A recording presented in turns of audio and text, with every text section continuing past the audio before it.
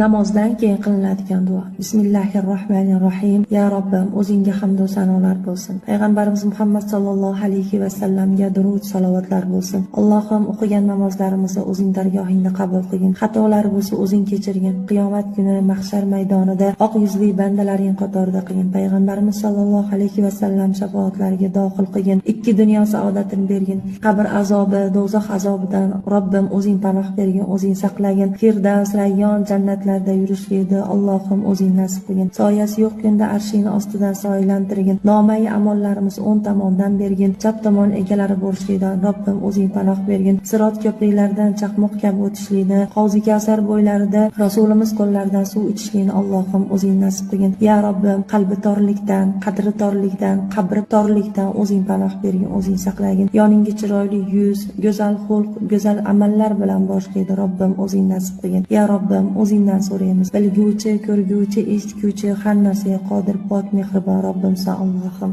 Amin. Yana shunga o'xshagan go'zal duolar o'rganishni xohlasanglar